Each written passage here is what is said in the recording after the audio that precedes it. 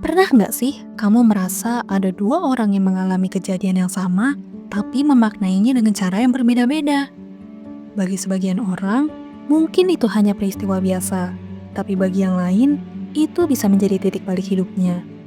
Disinilah Florian Snanyecki mengajak kita melihat masyarakat dari sudut pandang yang jarang disentuh, yaitu makna subjektif manusia. Pada awal abad ke-20, sosiologi banyak didominasi oleh angka, statistik, dan struktur sosial. Manusia sering diperlakukan seperti objek, melalui dihitung, dipetakan, dan dikategorikan. Masalahnya, pendekatan ini sering lupa satu hal penting, yaitu tentang bagaimana manusia sendiri memahami hidupnya. Snanyecki melihat kekosongan besar dalam sosiologi, yaitu tidak ada ruang untuk memahami makna subjektif dalam pengalaman sosial. Ia berangkat dari asumsi besar bahwa realitas sosial tidak hanya bersifat objektif, tetapi dibentuk oleh nilai, interpretasi, dan kesadaran manusia. Inilah inti dari Humanistic Sociology. Humanistic Sociology menegaskan bahwa fakta sosial harus dipahami dari sudut pandang pelaku. Tindakan sosial tidak bisa dijelaskan hanya dengan struktur, tetapi juga dengan bagaimana individu mendefinisikan situasi sosialnya. Jadi, bukan sekadar apa yang terjadi, tetapi apa arti kejadian itu bagi pelakunya. Untuk menangkap makna tersebut, Snanyecki mengembangkan metode life history.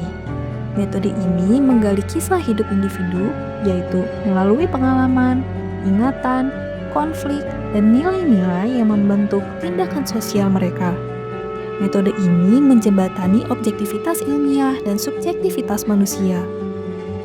Karyanya yang terkenal, The Polish Peasant, menunjukkan bagaimana cerita hidup bisa membuka pemahaman sosial yang jauh lebih dalam dibanding data statistik semata. Hari ini, kita hidup di masyarakat yang semakin kompleks. Identitas tidak lagi tunggal, tetapi berlapis, terdiri atas budaya, agama, etnis, dan pengalaman hidup. Namun, seringkali konflik sosial muncul karena kita hanya melihat identitas dari luar, tanpa memahami makna subjektif di baliknya.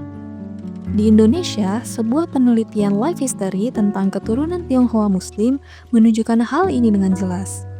Melalui narasi hidup, penelitian tersebut memperlihatkan bagaimana individu memaknai identitas mereka di tengah tekanan sosial, stereotip, dan pengalaman diskriminasi.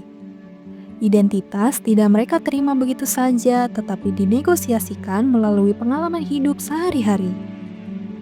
Kasus ini mencerminkan persis apa yang dikatakan Snanyecki, bahwa masyarakat bukan hanya struktur objektif, melainkan hasil dari proses interpretasi manusia. Dengan memahami cerita hidup, kita bisa melihat bagaimana individu membentuk tindakan sosialnya berdasarkan makna yang ia bangun sendiri. Masalahnya, di era birokrasi dan data besar, pengalaman manusia sering kembali direduksi menjadi angka. Kebijakan sosial dibuat tanpa memahami bagaimana masyarakat memaknainya. Akibatnya, program gagal menyentuh realitas sosial yang sebenarnya. Snanyecki mengingatkan bahwa masyarakat harus dipahami melalui dialog antara struktur dan pengalaman manusia. Bahwa masyarakat bukan hanya sekadar sistem, tetapi proses hidup yang dijalani manusia dengan nilai dan interpretasi. Kita hanya melihat kulit luar dari realitas sosial.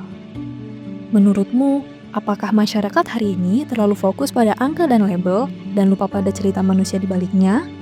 Atau justru kisah hidup individu masih menjadi kunci memahami realitas sosial kita? Tulis jawabanmu di kolom komentar dan sampai jumpa di konten berikutnya.